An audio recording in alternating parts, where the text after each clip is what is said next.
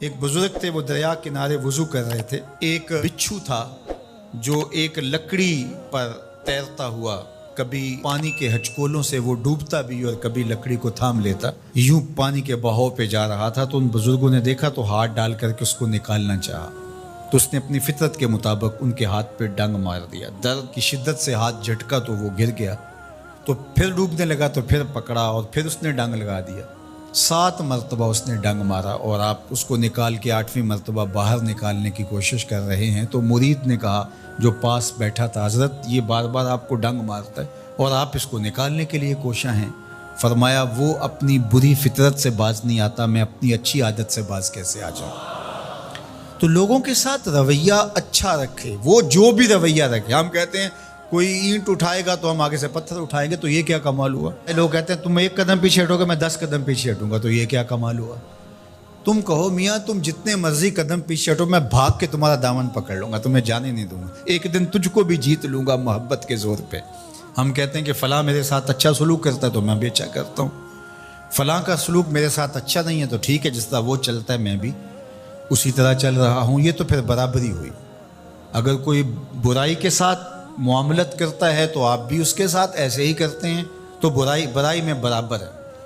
اور اگر آپ کے ساتھ کوئی اچھا سلوک کرتا ہے تو آپ بھی اس کے مقابلے میں اچھا کرتے ہیں، تو پھر بھی آپ برابر ہیں، لیکن اچھائی میں برابر ہے۔ تیسری صورت یہ ہے کہ کوئی آپ سے اچھا سلوک کرتا ہے اور آپ اس سے برا سلوک کرتے ہیں، یہ بدترین صورتحال ہے۔ اور سب سے بہتر صورت کیا ہے کہ کسی کا رویہ تلخ بھی ہو، کسی کا انداز نامناسب بھی ہو، کوئی آپ کے ساتھ برا سلوک بھی کرتا ہو لیکن آپ اس کے ساتھ اچھا سلوک کرتے ہیں۔ خون کا رشتہ ہے، دودھ کا رشتہ ہے، وطن کا رشتہ ہے، ہمسائیگی کا رشتہ ہے، آپ کے ساتھ اس کی تعلق داری ہے، آپ کے آباء و اجداد کی آپس کے اندر سانجھ تھی اور آپ اس کو نبھا رہے ہیں، تو یہ ہے بہترین رویہ کہ کسی کا کوئی بھی رویہ ہو آپ اس کے ساتھ اچھا رویہ اختیار کرتے ہیں۔ حضرت عقبہ بن عامر رضی اللہ تعالی عنہ کو حضور نے ارشاد فرمایا تھا، سل من قطعک واعط من حرمک واعف عن من ظلمک۔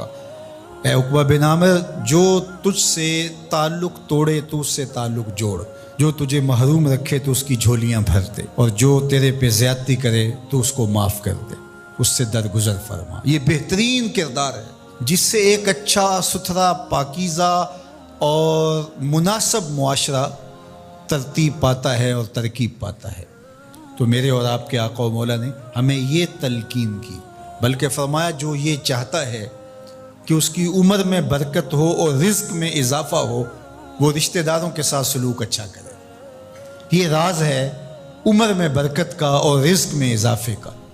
رشتہ داروں کے ساتھ اگر سلوک اچھا کرو گے تو تمہاری عمر میں بھی برکت ہوگی، تمہارے رزق میں بھی برکت ہوگی۔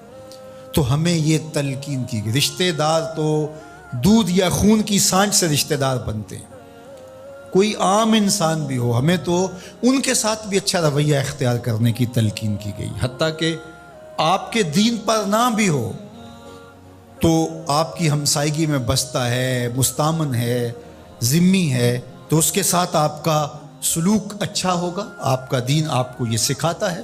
شیخ سعدی بولے، شنیدم کے مردان راہ خدا، دلے دشمنا ہم نہ کردن تنگ، تو را کے میسر شود ای مقام، کہ با دوستانت خلاف است و جنگ۔ میں نے سنا ہے کہ جو اللہ کے بندے ہیں وہ تو دشمنوں کا دل بھی نہیں دکھاتے۔ تجھے تصوف کے مراتب رفیع کیسے نصیب ہو سکتے ہیں؟ تو اپنوں سے جنگ چھیڑ کے بیٹھا ہے، تو اپنوں کے گریبان پھاڑ رہا ہے، اپنوں کی پگڑیاں نوچ رہا ہے، اور تو اپنی رشتہ داریوں کو توڑ رہا ہے، تو اپنے ہم منصبوں کے ساتھ الجھاؤ میں مبتلا ہے، اپنے ہم مسلکوں ہم مشربوں کے ساتھ تیرا الجھاؤ چل رہا ہے، تیری لڑائی چل رہی ہے۔ تجھے کیسے مرتبہ اور باطن کا نور اور اندر کا اجالا نصیب ہوگا؟ جو اللہ کے بندے ہیں وہ تو دشمنوں کا بھی دل نہیں دکھاتے۔